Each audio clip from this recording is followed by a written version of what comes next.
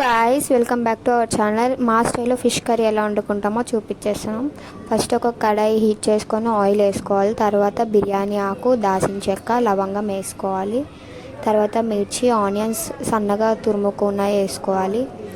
తర్వాతకి మిక్స్ చేసుకొని గోల్డెన్ కలర్లో వచ్చేంత వరకు వేపుకోవాలి. మూత పెట్టేసుకోవాలి 5 minutes వరకు. తర్వాత ఓపెన్ చేసి మళ్ళీ కలుపుకోవాలి. ఉప్పు వేసుకోవాలి. నాకు తగినంత ఉప్పు మేము వేసుకున్నాం.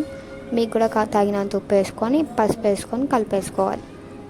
కలుపుకున్నాక మళ్ళీ మూత పెట్టుకోవాలి. మళ్ళీ ఓపెన్ చేసి ఒకసారి చూసుకోవాలి మధ్య మధ్యలో, ఎందుకంటే అవి మాడిపోతాయి. మళ్ళీ అల్లం వెల్లుల్లి పేస్ట్ వేసుకొని బాగా మిక్స్ చేసుకోవాలి.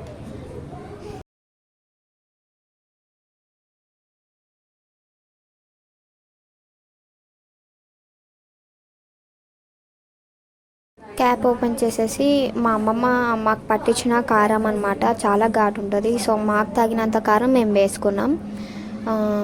బాగా మిక్స్ చేసుకోవాలి గైస్. తర్వాత చింతపండు ఇంకా టమాటో బాగా మిక్స్ చేసుకొని పోసుకోవాలి. అలా పోసుకున్నప్పుడు మనకి ఫిష్ పులుసు అనేది 2 days వరకు ఉంటుంది ఖరాబ్ కాకుండా. మమ్మీ చేస్తుంది, నాకేమో ఆకలి వేస్తుంది.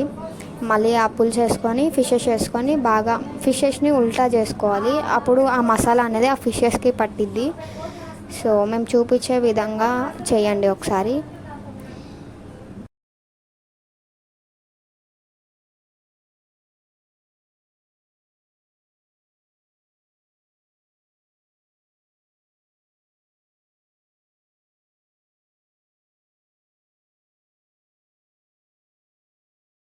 మేము గ్రేవీ కోసం అని మళ్ళీ మేము చింతపండు పులుసు చేసుకుంటున్నాం.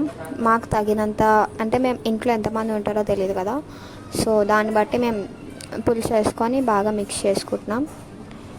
మా విజయవాడ స్టైల్లో అయితే మేము ఇలానే వండుకుంటాం గైస్. మీరు ఎలా వండుకుంటారో కామెంట్ చేయండి. 15-20 minutes వరకు మనం పులుసుని బాగా మరిగించుకోవాలి. అప్పుడైతే చిక్కగా అవుతుంది. తర్వాత ధనియాల పొడి ఇంకా కొత్తిమీర వేసుకోవాలి.